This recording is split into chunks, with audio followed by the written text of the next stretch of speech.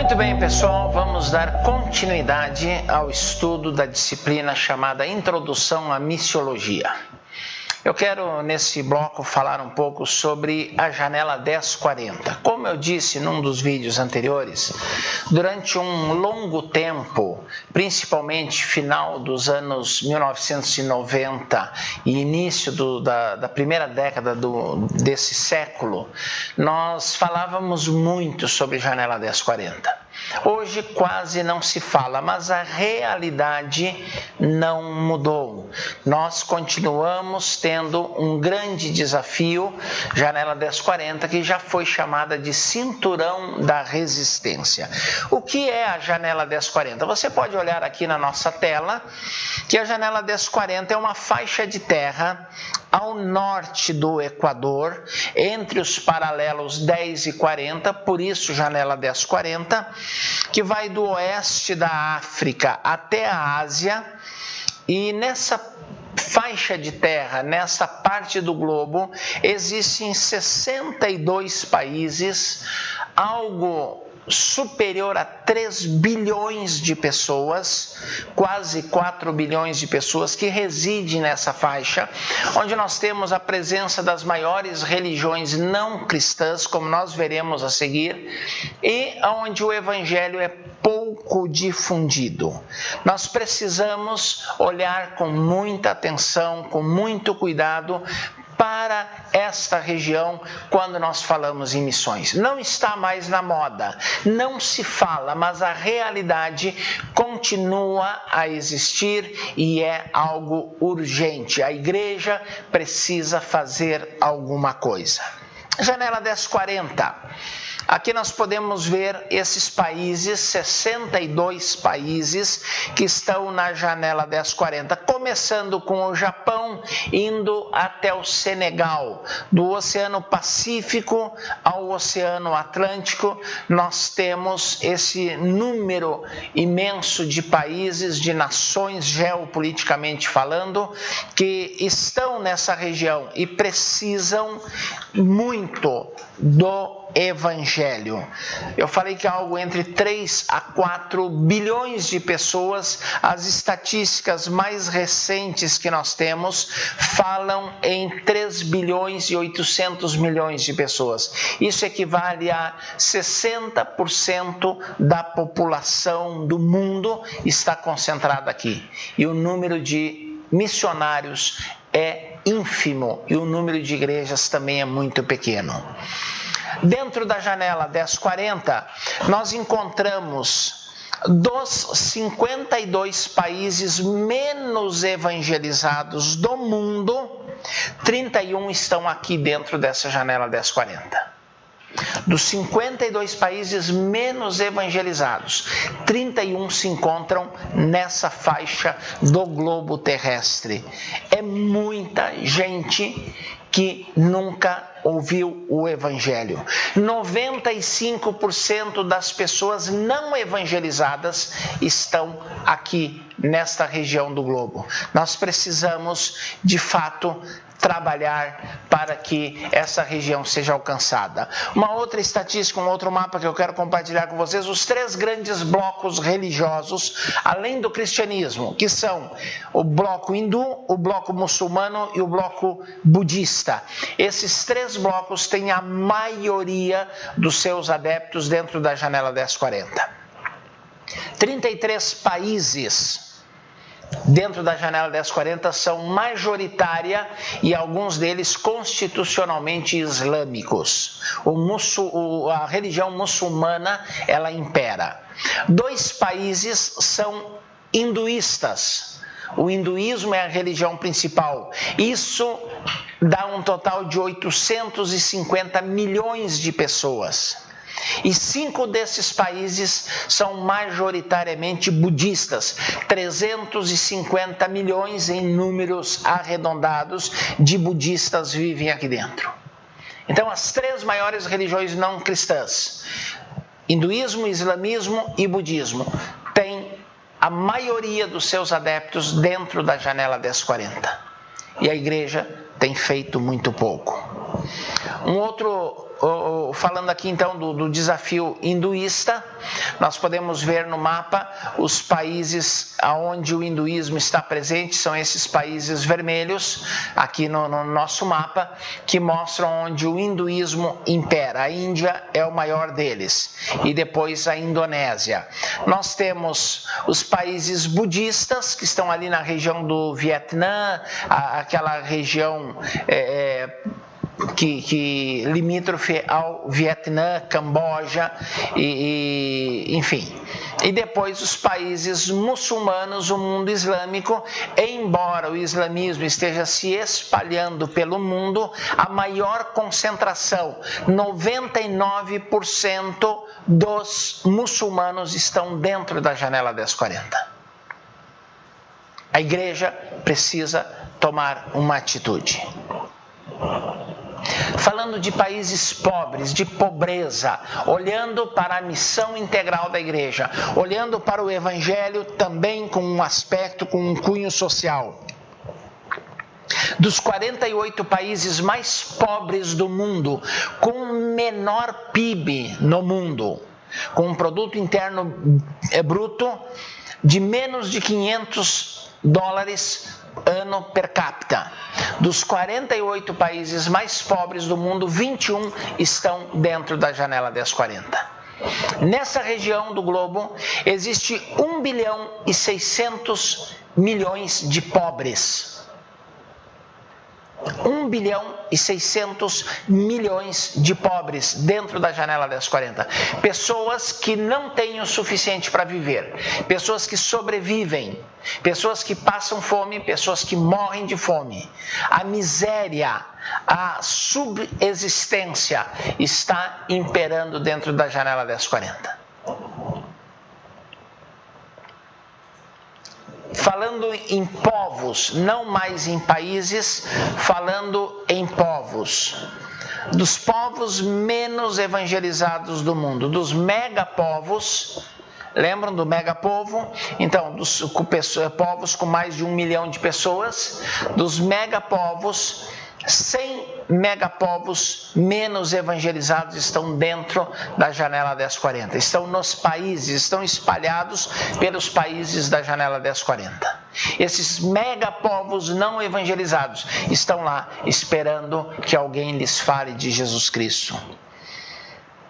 Eu falei também de megacidades, eu falei de cidades, de metrópoles, e falei de megacidades, de cidades com mais de 1 milhão de habitantes. Metrópole, mais de 100 mil, megacidades com mais de 1 milhão de habitantes.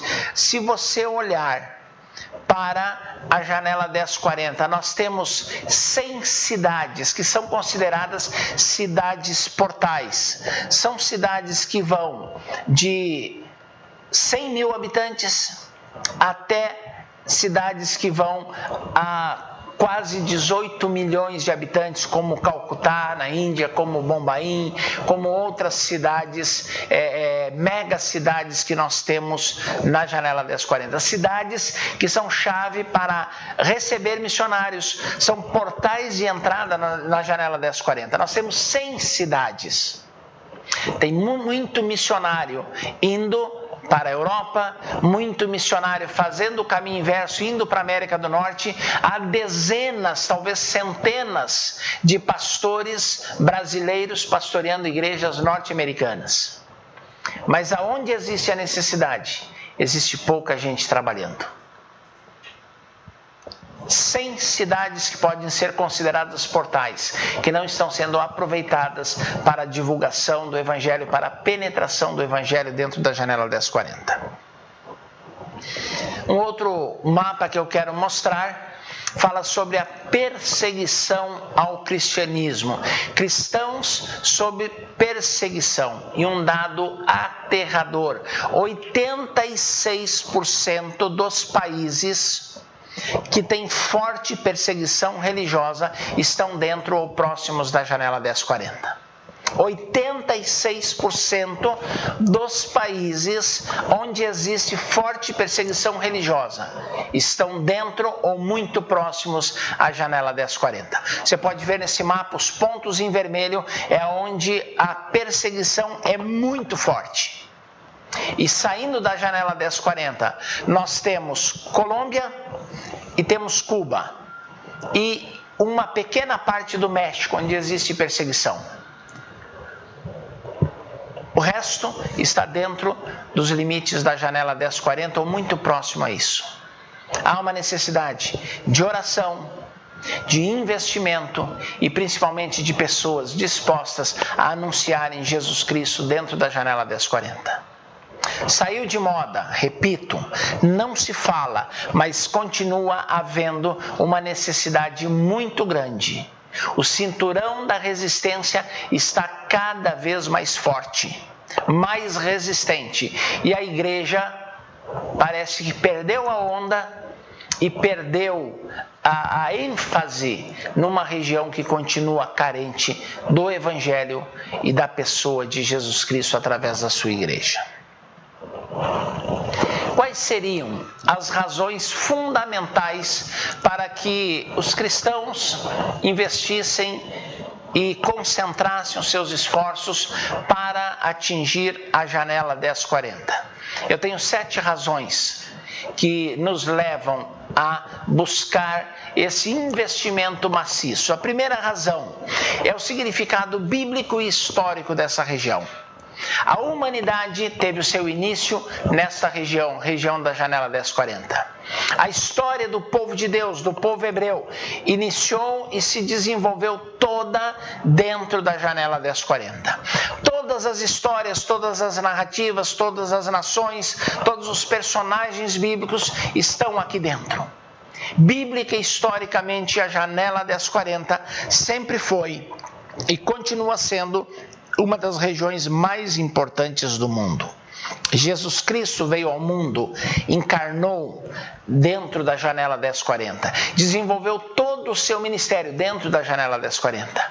A igreja cristã teve o seu início dentro da janela 1040. Então isso me leva a querer investir, a concentrar esforços nessa região. Uma segunda razão, nós vimos aqui nos nossos mapas, encontra-se ali o maior número de povos não alcançados. E se eu não posso alcançar a todos, alcançando alguns, eu oportunizo que esses povos alcançados, com uma igreja autóctone, com uma igreja forte, saiam e alcancem outros povos ao seu redor. Então eu posso fazer isso, eu devo fazer isso, é uma razão para concentração de esforços. A presença das 3 grandes religiões a nível mundial fora o cristianismo, hinduísmo, islamismo e budismo. Elas estão crescendo dentro dessa região e o evangelho está perdendo terreno. Eu preciso anunciar o evangelho. Aonde a igreja nasceu? Hoje quem impera é o islamismo, o budismo e o hinduísmo. A igreja precisa reagir, precisa contra-atacar. Como nós vimos, uma enorme quantidade de pobres vivem ali. Pessoas carentes não apenas do evangelho, carentes de tudo. A missão do evangelho é transformar integralmente o homem. Nós não pregamos o evangelho dizendo salva a tua alma mesmo que você morra de fome. Jesus alimentava as multidões e pregava o reino de Deus. A igreja tem que fazer isso. Olhar para os pobres, socorrer os pobres. Não pregamos a teologia da libertação, mas entendemos que o evangelho integral cuida do homem na sua integralidade. Olha para os pobres também. A quinta razão para nós investirmos na janela 1040, nela se encontra o maior grupo espiritualmente quebrado de povos, de megapovos etnolinguísticos. Povos que estão longe de Deus, povos que nunca ouviram falar do Evangelho, povos que servem através de rituais pagãos e satânicos as forças espirituais da maldade que servem a Satanás, que estão escravizados pelo diabo, estão ali dentro e nós precisamos concentrar esforços para salvar essas vidas. As maiores megalópolis do mundo estão localizadas. Volto a repetir o que disse há pouco, nessa mesma videoaula. São cidades portais e nós não estamos aproveitando. E nós temos também dentro da janela 1040, por causa de todo esse cenário de pobreza, de miséria, de religiosidade não cristã, nós temos na janela 1040 as maiores fortalezas de Satanás. E uma das promessas de Jesus Cristo para a sua igreja é que as portas do inferno não resistiriam à igreja. O inferno não ataca a igreja. O inferno não marcha contra a igreja. O inferno fecha as suas portas para se proteger, para se defender, para impedir o avanço da igreja. A janela 1040 é uma porta de uma fortaleza de Satanás, de uma fortaleza infernal. Mas há uma promessa: quando nós sairmos para pregar o Evangelho, as portas do inferno não prevalecerão. As portas do inferno serão derrubadas. E eu acredito que o Evangelho há sim de vencer e de conquistar essas fortalezas de Satanás para o domínio de Cristo, para o reino de Deus, para o reino da luz. São essas algumas razões pelas quais nós devemos investir, concentrar esforços, divulgar, orar, interceder e enviar missionários para a janela 1040. Falando não mais de janela 1040, mas de um povo de uma forma geral, como a gente faz para conquistar, para alcançar um povo? Como a gente faz para evangelizar um país, para evangelizar um grupo etnolinguístico, para trabalharmos com um grupo não alcançado? Algumas etapas, são 7 etapas bem definidas e importantes. A primeira etapa é o reportamento. Alguém informa, alguém fica sabendo, alguém tem notícias de um determinado grupo que existe, de um determinado povo, de um grupo étnico que ainda não foi alcançado pelo Evangelho. É o reportamento. Alguém falou, chamou a atenção, despertou a atenção de pessoas ou de uma igreja. Aí nós vamos para a segunda etapa, que é a verificação. Através de um estudo sério, de fontes confiáveis, comprova-se que de fato trata-se de um povo não alcançado, de alguém que ainda não tem o Evangelho. É a verificação. Cumpridas essas 2 etapas, reportamento e verificação, nós vamos para a avaliação. É feita uma pesquisa levantando dados precisos que possam ajudar a entender melhor o povo e até mesmo estabelecer uma estratégia para alcançá-los. É a avaliação de toda a situação, é um estudo minucioso que vai definir os próximos passos a serem tomados. Seleção é o passo seguinte. Qual é a seleção? Qual é a fase da seleção? Uma denominação, uma igreja ou uma agência missionária decide iniciar um esforço missionário para alcançar esse povo com o Evangelho. Seleciona o povo. Nós vamos adotar esse povo, nós vamos trabalhar com esse povo. Selecionou. Selecionado, aí vem a adoção propriamente dita, quando uma igreja, um grupo de igrejas, uma associação, uma junta, uma denominação assume o compromisso de enviar e manter os missionários que irão alcançar o povo selecionado para o Evangelho. Feito isso, a iniciação, os missionários chegam ao povo adotado, inicia o seu trabalho missionário transcultural, pregando o Evangelho e plantando igrejas autóctones, igrejas nativas. Você não vai para o campo para plantar uma igreja semelhante à sua igreja mãe, a igreja do seu país. Você vai para, respeitando a cultura, implantar uma igreja bíblica, evangélica, mas culturalmente autóctone, relevante para o povo daquele país, daquele povo, para as pessoas daquele povo, no caso. E Aí chegamos à 7ª etapa, que é alcançando. Quando esse povo já tem uma igreja autóctone, já tem uma igreja que tem de 10 a 20% de crentes, de membros daquele povo, daquele grupo étnico, e com 20% de crentes, o restante do povo pode ser alcançado sem a ajuda dos missionários de fora.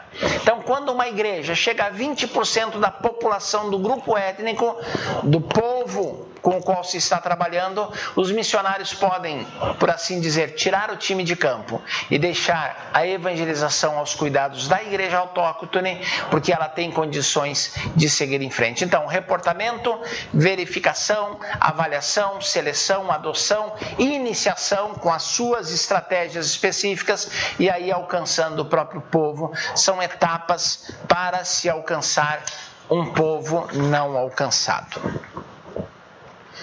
Onde estão esses povos? Quais são os campos missionários que nós temos hoje?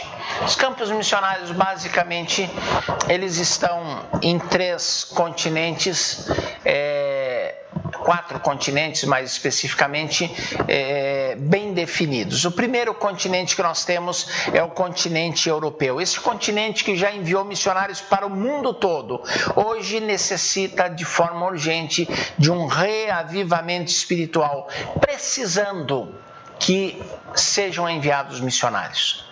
Os suecos mandaram, no início dos anos 1900, missionários para o Brasil. Hoje, igrejas brasileiras estão enviando missionários brasileiros para evangelizar a Suécia. O caminho de volta está sendo feito. A situação da Europa é de trevas espirituais.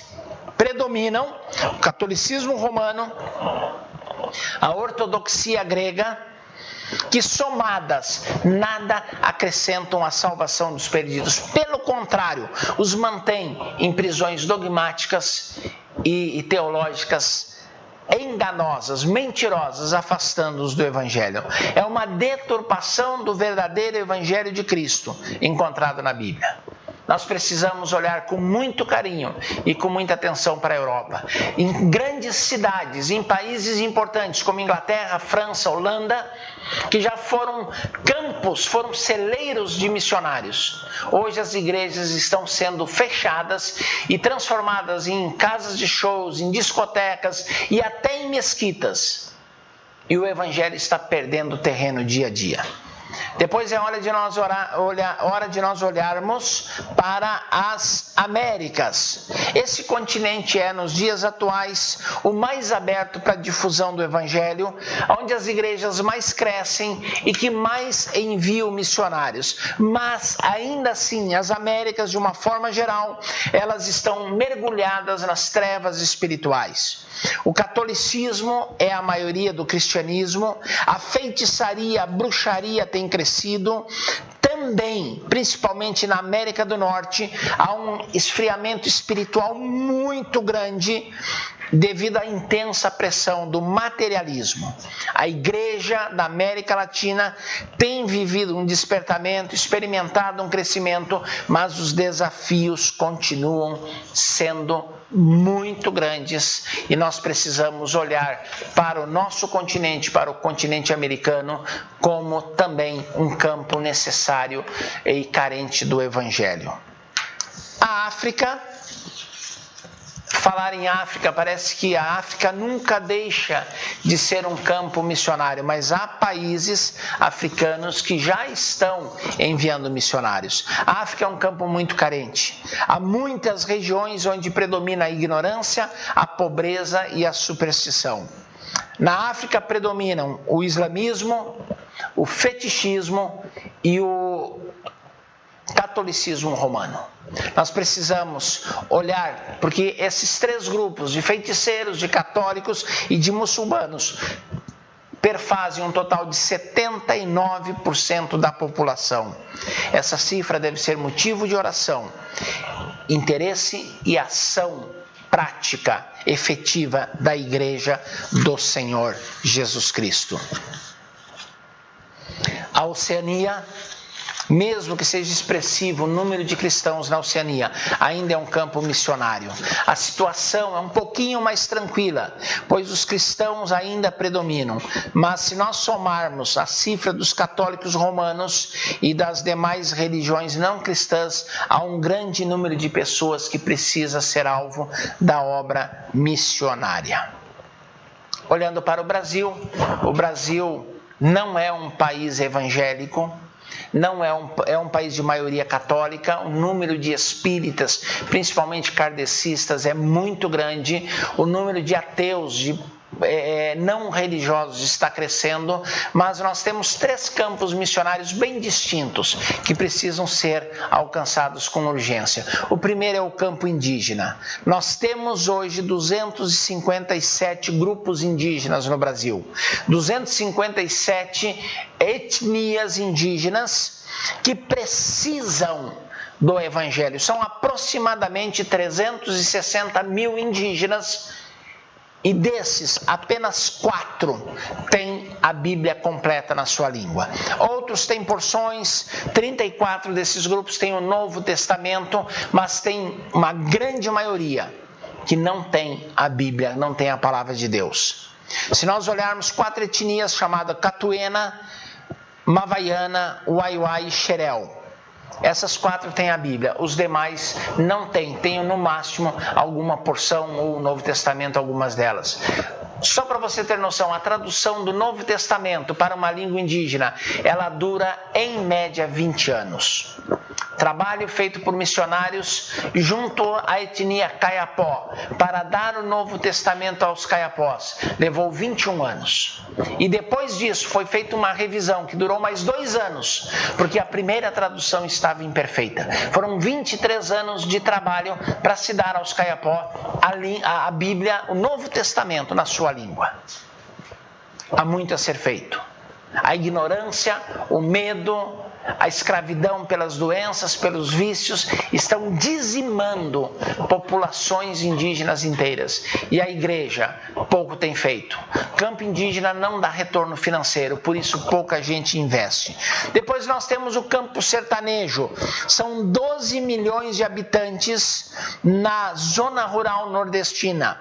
0,1% de cristãos. Existem mais de 10 mil povoamentos rurais que não tem uma única igreja, que não tem nenhum crente. Essa região, a região chamada de Campo Sertanejo, faz parte de uma das maiores nações evangélicas do mundo, que é o Brasil. Maior, mais populosa, mas que vive uma aguda sequidão, não só física, mas principalmente espiritual. Nessa região nós temos os maiores índices de analfabetismo, de evasão escolar, de crianças subnutridas, de baixíssima renda familiar, de precária assistência à saúde e de empobrecida renda familiar. O campo sertanejo precisa do Evangelho. E nós estamos enviando missionários para outras nações, para outros países, esquecendo do nosso quintal, do quintal da nossa casa. E o campo urbano? O campo urbano também é um grande desafio para a igreja. 80% da população brasileira vive nas cidades. A maioria, algumas décadas atrás, vivia no campo. Hoje vive na cidade. A agitação, a correria, o crescimento, a violência tem feito com que as pessoas se isolem, se retraiam. E nós precisamos, não é o assunto dessa disciplina, mas nós precisamos prestar muita atenção numa disciplina chamada missiologia urbana, com estratégias voltadas para a área urbana, para o campo urbano. Você evangelizar numa cidade como São Paulo requer uma estratégia totalmente diferente do que você evangelizar na Amazônia, numa tribo indígena ou numa pequena cidade do interior do Paraná ou do campo sertanejo. Então, é necessário prestarmos atenção na missiologia urbana. Pesquise, estude, leia sobre missiologia urbana. Alcançar as cidades é necessário, alcançar os grandes centros urbanos é necessário. Nós estamos chegando já no final da nossa disciplina, mas eu quero chamar a atenção de duas coisas muito importantes. A primeira delas é o chamado missionário. Talvez você que esteja assistindo essa videoaula esteja dizendo: eu não tenho um chamado missionário. Não? Você tem certeza? Se você é cristão, você tem um chamado missionário. Indo, portanto, fazei discípulos de todas as nações. Isso não é para os pastores. Gente, deixa eu chamar a atenção de uma coisa muito importante. O cristianismo, o evangelho brasileiro, a eclesiologia brasileira, ela é fortemente influenciada, eu diria que viciada, pela teologia e pela prática eclesiológica católico-romana, que divide os fiéis entre clero e leigos. Eu não sou pastor, eu não sou um ministro, eu não tenho um chamado. Se você é crente, você tem chamado. Se você tem Jesus Cristo como seu Senhor e Salvador, você tem um chamado, sim. O Senhor te chamou para anunciar o Evangelho aonde quer que você esteja. Não existe na igreja do Senhor, no discipulado proposto por Jesus Cristo, não existe distinção entre clérigos e leigos. Todos são missionários, todos possuem uma missão. Que missão é essa? Indo fazer discípulos de todas as nações, indo anunciar o Evangelho. Então, meu querido, você tem um chamado, sim. Você tem um chamado. Pode ser que o seu chamado não seja para um ministério específico, para ser um missionário de carreira, para ser um pastor, mas você tem um chamado, que é anunciar o reino de Deus a todas as pessoas, aonde você estiver, enquanto você estiver indo. Esse é o primeiro enfoque. Eu quero que você termine essa disciplina, que você faça o seu trabalho, faça a sua prova e seja aprovado. Mas eu quero que você saia dessa disciplina com uma consciência: eu tenho um chamado. O Senhor me vocacionou para ser um missionário, aonde e enquanto eu estiver. E eu finalizo com essa última tela e uma frase de John Piper, que ele diz o seguinte: o alvo final da igreja não é missões, a adoração a Deus é. Missões existem porque não há adoração. A igreja não existe para fazer missões, a igreja existe para adorar a Deus. Mas como existem pessoas que não adoram a Deus porque não o conhecem, parte do ser igreja é fazer missões. O objetivo pelo qual Deus enviou Jesus não foi para fazer missionários, para implantar uma obra missionária. O objetivo pelo qual Deus enviou Jesus foi reconciliar o homem consigo mesmo e promover a adoração a Deus. Mas como existem pessoas que não adoram a Deus porque não o conhecem, então a igreja precisa fazer missões. Existem igrejas que não adoram a Deus, embora professem o seu nome, e por isso não fazem missões. O alvo final da igreja é a adoração de Deus. E quando a obra missionária é levada a efeito com sucesso, o nome de Deus é adorado, o nome de Deus é exaltado. As nações louvam ao Senhor, as nações se rendem ao Senhor. O evangelho é anunciado, conclamando os homens a se reconciliando com Deus, adorarem ao seu santo nome.